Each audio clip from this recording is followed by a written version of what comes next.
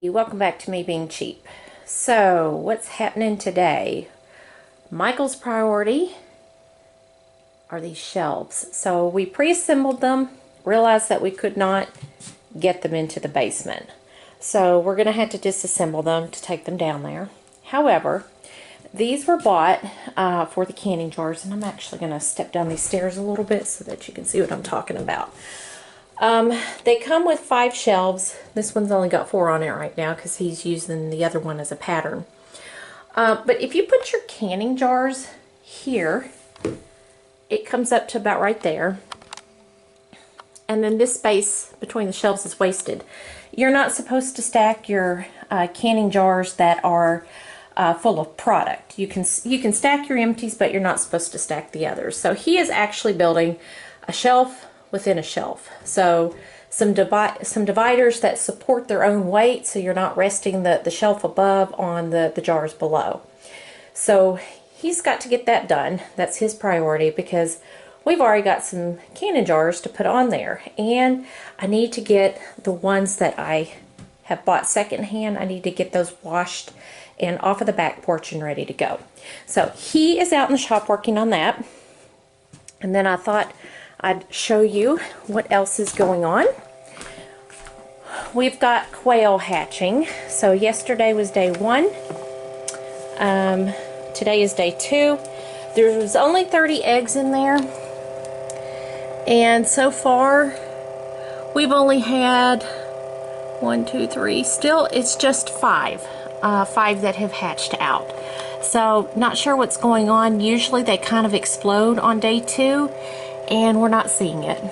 But again, typically on things that you're incubating, you leave them in the incubator for 3 full days. So we'll see. Laundry wise, I've already done 1 load of laundry and hung it out.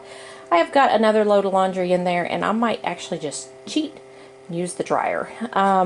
We had a lot of rain yesterday, so it's pretty kind of wet feeling. So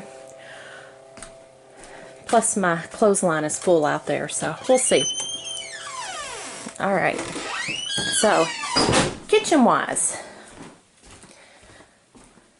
I need to put up these jars, but I need to get those shelves finished first. And then last night we did pickled squash. I love this stuff. Got this recipe from the boys' mama. She makes it, and I've always liked it, so made my own. We started with 22 cups of squash, and I only ended up with 11 pints. I was calculating by the time you put the squash, the onions, and the peppers, and the brine, I really thought I was going to have 18 pints, but I only ended up with 11. So I need to get those labeled, washed up, and also on the shelf.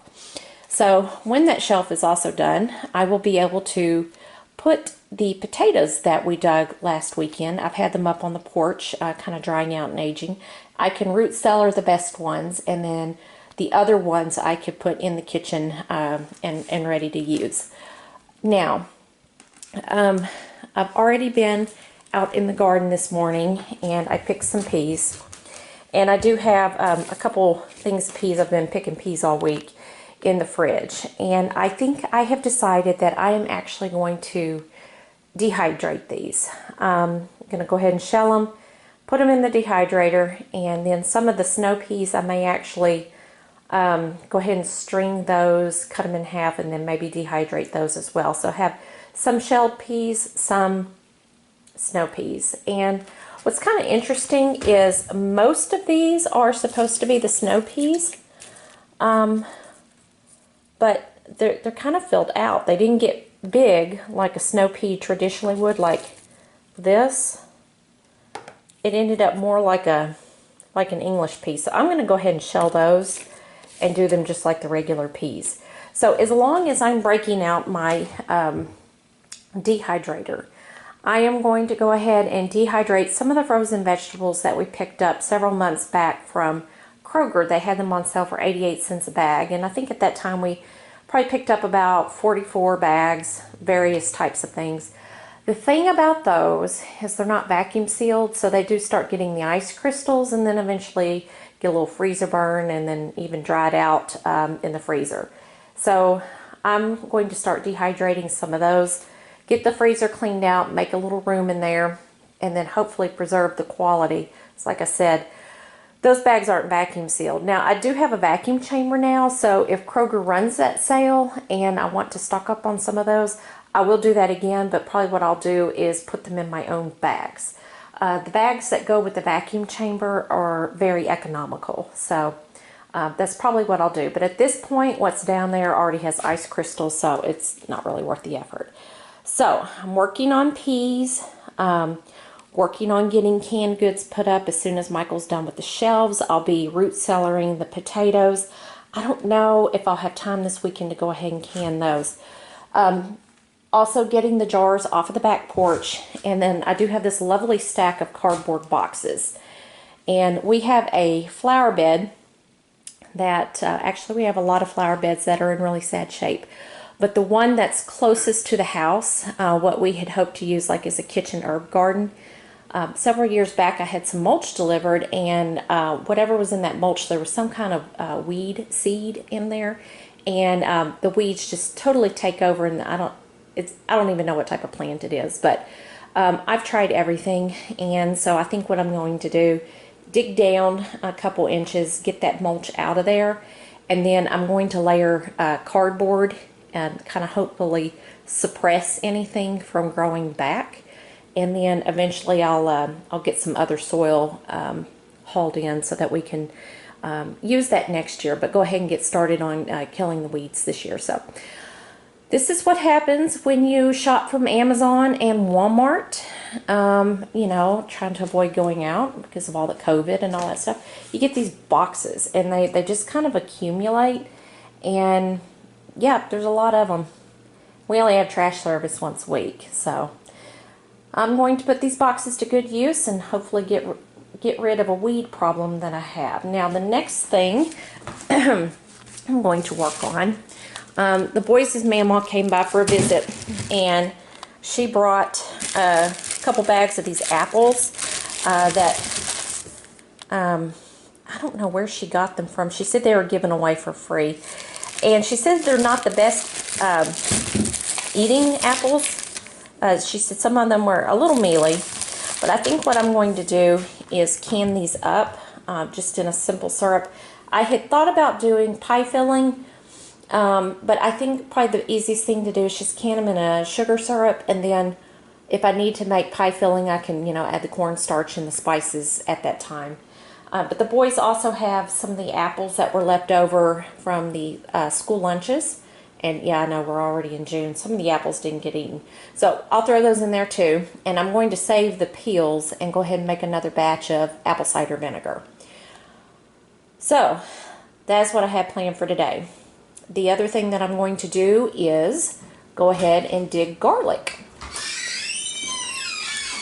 Howdy. Howdy. There's the shelf builder right there. All right. Thanks for watching. I'll check back in a few. All right, welcome back. So we are out here in Michael's workshop. The dirty shop. The dirty shop. This is what I was trying to explain earlier. So when you buy the wire shelves, it comes with 5 shelves, but there's an awful lot of wasted space. And you're not supposed to double stack your jars, particularly if you have something in the jars. You can stack your empties, but you're not supposed to stack the ones that have been used. So what Michael is doing is he's building a frame that supports itself so that this surface is not resting on top of the jars. And he's building these to go on top of each shelf, so you get double the amount of room. So you can put a canning jar on the metal shelf, and then you have another layer on top, and then your next metal shelf will be right there. So you get double the amount of storage without compromising the seals on your canning jar. All right, we'll come back and talk to you later. Bye. All right, I have shelled a week's worth of peas that I had stored in the refrigerator, and I've only got 1 cup. So I'm going to have to definitely plant a lot more. These are getting ready to go into the dehydrator, And these are some snap or some sugar peas. And I'm going to wash these, de-string them, cut them in half, and also put these in the dehydrator. All right, thanks for watching. Welcome back to me being cheap. It's about 9 o'clock tonight. I know I checked in with you guys earlier in the morning. Just trying to figure out how many birds have hatched. It's always so dark in here. So let's see, 3, 1, 2, 3, 4, 5, 6. I think there's 7. We got one over here, 2, 3, 4, 5. They just run around. I think there's 7 in here now. There's 30 eggs. They're just taking their time. I don't know if we're gonna have that good of a hatch rate. We'll see how they are tomorrow. All right.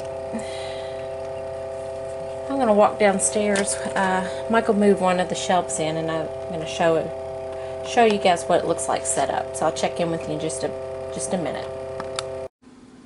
All right. I am down here in the basement, and this is the shelf divider that Michael built. So it allows me to double stack. And so we're going to put 3 of these on each shelf. But yeah. That way I can get double the amount of jars on.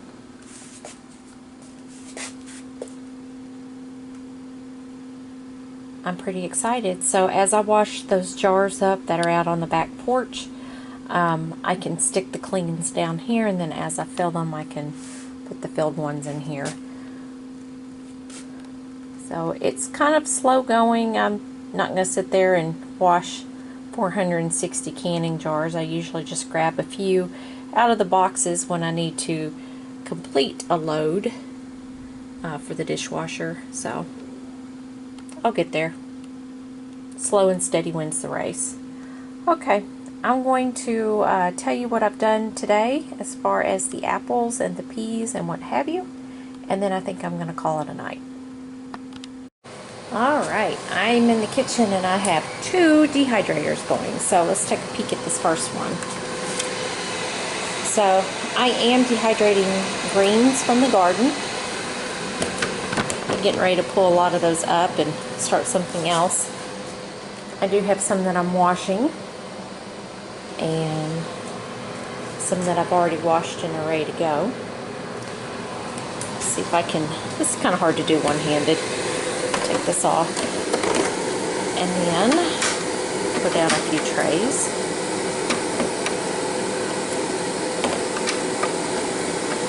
I actually decided, oops, that's greens too. I actually decided to dehydrate the apples instead of canning them. I already have some that's canned, so I kind of think you should have some fresh, some frozen, some canned, some dried. Don't put all your eggs in one basket. So figured I had the dehydrators out today, I would just go ahead and dehydrate the apples. Alright, let's take a look at this one. I had to put an extra tray here because these veggies were so tall that they wouldn't shut. So these are those frozen veggies, and I ended up putting 15 bags in here all together. There was a Mexican blend, a Fiesta blend, and a soup blend. And see how those are stuck on the bottom. Some of those pieces of broccoli were pretty big. What I was wanting to show you is down here on the very bottom, and those are the peas that I put in there, but I don't think I'm going to be able to do that one-handed. So, anyhow, other than that, I do have these apple scraps, and I need to get them in the gallon jug that is clean in the dishwasher now, and get some apple cider vinegar going. But it's been a pretty busy day today. Alright, thanks for watching. Okay, I have the apple scraps into the gallon jars and covered with water. The ratio of sugar plus apple cider vinegar that you add as a starter. For each gallon, you're going to put in 4 tablespoons of sugar. and 4 tablespoons of apple cider vinegar with the mother. Fill it up with water. And then what I like to do is put a gallon baggie in here, and then I have these little fermenting weights. I don't know if you can see those down in there. And that keeps the apples below the level of the water. And then also the bag helps keep it shut so that little critters and stuff don't fly down in there. And these are what the fermenting weights look like. Just little glass disc. And they can fit down actually inside of a canning jar, but these have a little bit bigger opening. So, all right. And then you gotta stir it every day with a wooden spoon. And I can show you, actually, you have to follow me over here to the sink. You can see under my sink, kind of creepy. This is what's left of the last batch I made. You can see it is cloudy like apple cider vinegar. It is not as dark. So this stuff is not as strong as the store-bought. And I've got the store-bought right here. And you can see it's darker. So compare the two. There's quite a bit of difference in color. So, you know, if you're canning something and it calls for, you know, apple cider vinegar, you're going to want to use this because it's tested. They know the strength and it's stronger. But just for general cooking purposes or health benefits, and actually we give this to our baby quail and our baby chickens. We put a little bit in their water. Helps prevent pasty butt. You can use that. It works just fine. All right. Thanks for watching. Hope you enjoyed Under My Sink.